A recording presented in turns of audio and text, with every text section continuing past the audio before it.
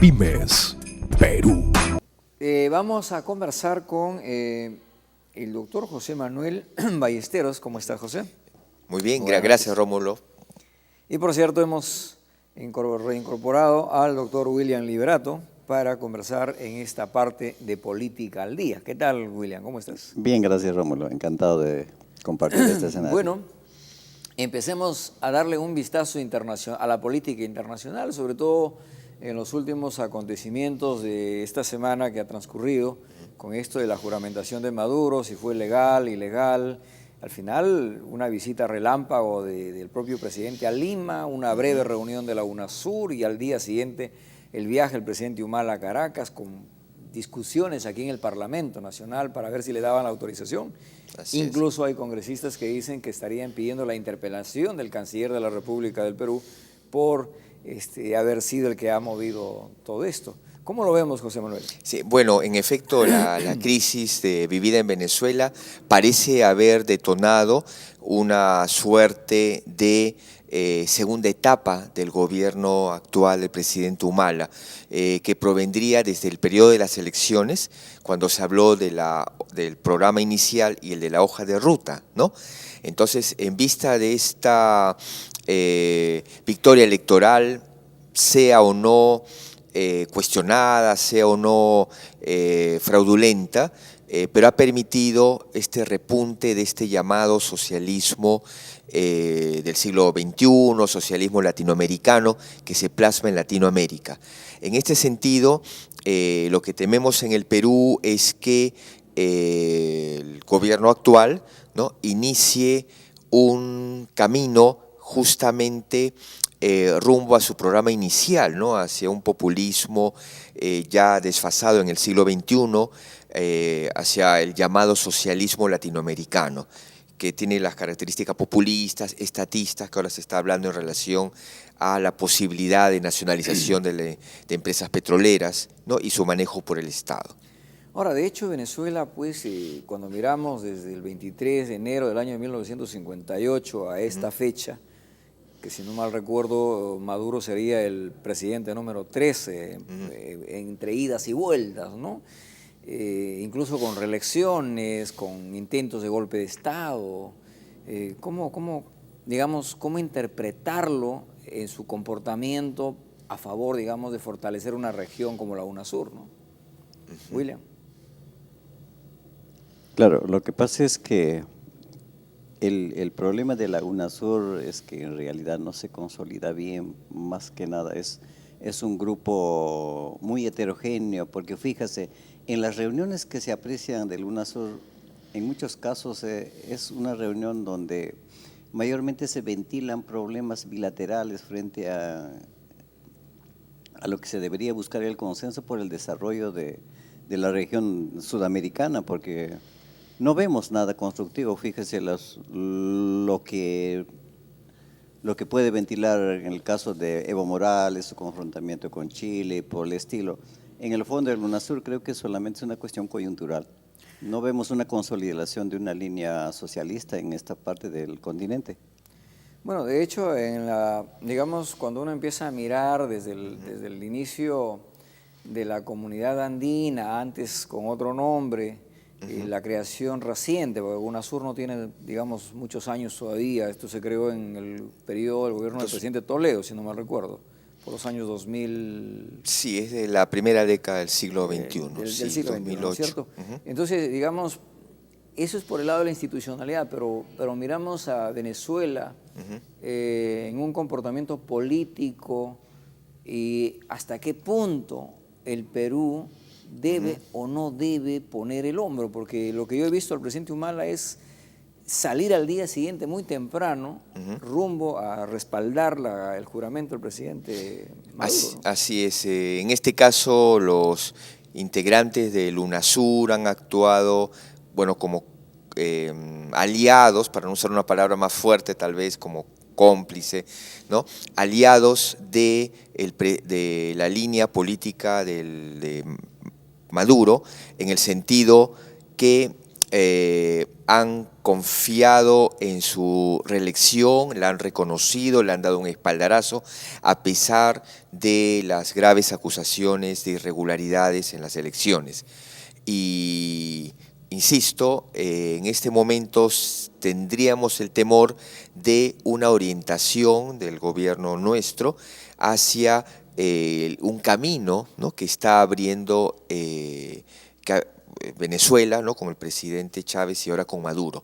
En relación a lo que decías hace un momento, Rómulo, sobre la presencia de Venezuela en la región, en efecto, Venezuela fue por mucho tiempo, en la década de los 50, 60, 70 y 80, una potencia económica multilateral, empresarial, con producción verdadera en el campo de las empresas. En cambio, con el populismo ya impuesto por Chávez, la economía se concentra solo en esta materia prima que es el petróleo. Dejando como anécdota, incluso cuando Carlos Andrés Pérez estaba en el gobierno, pues la pregunta era qué hacer con tanto dinero, ¿no? Yo recuerdo haber visitado en esa época Caracas y definitivamente, pues, digamos, había mucho dinero, pero dentro de ese mucho dinero se veía pobreza. Y creo que, no sé si esto realmente se tenga indicadores cuánto ha disminuido al margen del populismo que desarrolló Hugo Chávez, ¿no? No sé si tenemos algunos indicadores, algún comentario. Lo que se podría apreciar es que la sociedad venezolana cambia un poco el estilo de vida de su gente, porque estamos cada vez más gente pendiente de la subvención estatal, de tal modo que el espacio de los emprendedores, los espacios para la gente que pueden hacer negocios es cada vez menos. Eso es lo que se percibe, una sensación de pobreza. Entonces, obviamente es producto del manejo político que están haciendo el gobierno con los petrodólares, como se comentaba, ¿no? Hablando de petrodólares, José Manuel, ¿ayudó la formación de PDVSA? Porque en realidad se empezó a estatizar, en este caso se formó esta empresa, sí, ¿no?, la más fuerte de la riqueza que maneja pues Venezuela. Sí, al respecto, el PBI per cápita, como tú decías, tiene como principal fundamento en Venezuela, de hecho, la economía del petróleo ahora. Pero antes de su auge, la economía y el sistema empresarial venezolano era muy variado y era múltiple. Por esa razón, ahora con esta concentración hipertrofiada de la economía petrolera, en realidad muchas industrias quedaron en segundo puesto o algunas quebraron y muchos profesionales incluso emigraron, porque bueno, no todos pueden ser especialistas en la economía del petróleo. Hay algo más, cuando te refieres al nivel de vida, claro, ahora no solo se mide con PBI per cápita, sino que desde 1990 la ONU implementó este sistema de medida llamado Índice de Desarrollo Humano, que considera además la instrucción del ciudadano promedio, sus libertades democráticas, su promedio de esperanza de vida al nacer, los índices de mortalidad infantil y el PBI per cápita. Entonces, en efecto, ese IDH que la ONU emplea desde 1990, ya cuando se utiliza, no vemos ya una Venezuela tan esplendorosa, ¿no? Si solo se mide con PBI per cápita, sí, aparece en un buen puesto. ¿Por qué denominarlo la Quinta República de Hugo Chávez? O sea, ¿cuál fue, digamos, la razón? Porque esa es la denominación final, digamos, en el contexto de la calificación, ¿no?, a Venezuela. Sí, bueno, ese es un término que viene del sistema político francés, ¿no?, que sabes que existe la Quinta República Francesa desde 1958 hasta el día de hoy, ¿no? Entonces, la llaman así cuando hay cambios sustanciales constitucionales o luego de periodos de dictaduras, la ocupación de los nazis en el caso de Francia, en el caso de Venezuela, momentos dictatoriales o de alguna crisis estructural. Hizo su constitución a su comunidad, ¿no? Así es, y por eso dicen, bueno, Quinta República.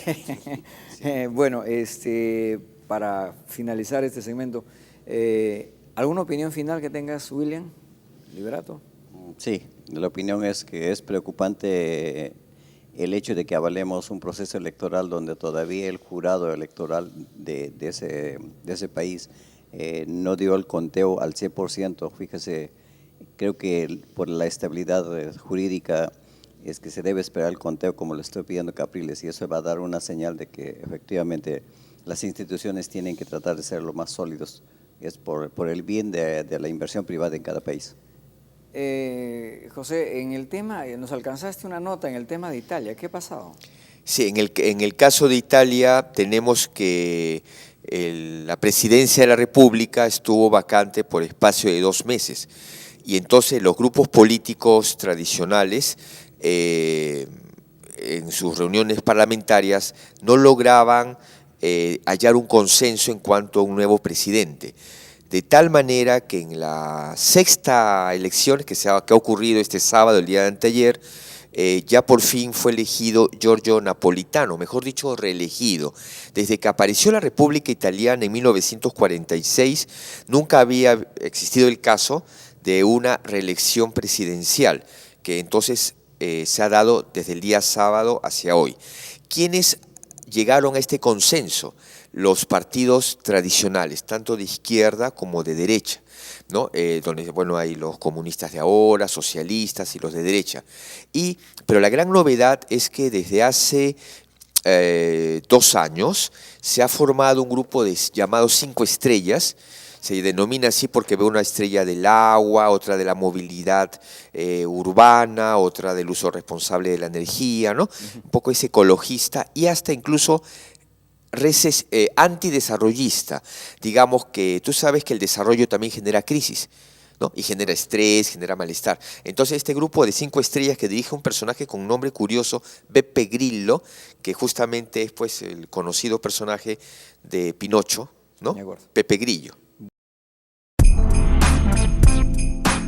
Pymes Perú.